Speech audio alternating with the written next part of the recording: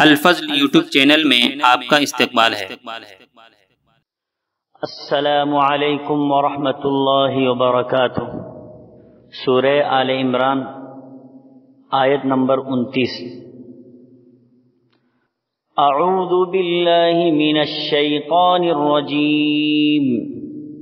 قل ان تخفوا ما في صدوركم او تبدوه يعلمه الله وَيَعْلَمُ مَا فِي السَّمَاوَاتِ وَمَا فِي الْأَرْضِ وَاللَّهُ عَلَى كُلِّ شَيْءٍ قَدِيرٌ۔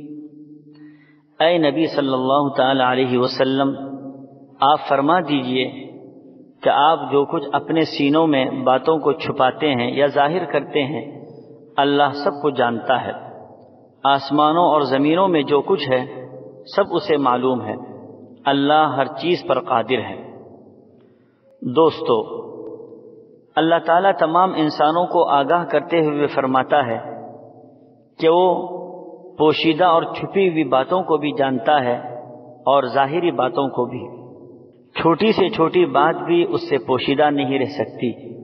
اس کا علم سب چیزوں پر ہر وقت اور ہر لحظہ ہے، زمین کی تہوں میں ہو یا پہاڑوں کی چوٹیوں پر، سمندر کی گہرائیوں میں ہو یا آسمانوں میں، ہواؤں میں ہو یا سوراخوں میں، بلوں میں ہو یا غاروں میں، جو چیز جہاں بھی ہے ان سب سے وہ واقف ہے۔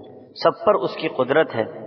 جب پروردگار عالم کی اتنی بڑی طاقت ہے تو اس کا خوف اور ڈر بھی اسی طرح رہنا چاہیے تاکہ گناہ کی ہمت اور جرأت نہ ہو سکے۔ اللہ عالم بھی ہے اور قادر بھی ہے۔ ممکن ہے کسی کو ڈھیل دے دے، لیکن جب پکڑ ہوگی تو وہ دبوچ لے گا، اس کے بعد نہ مہلت ملے گی نہ رخصت۔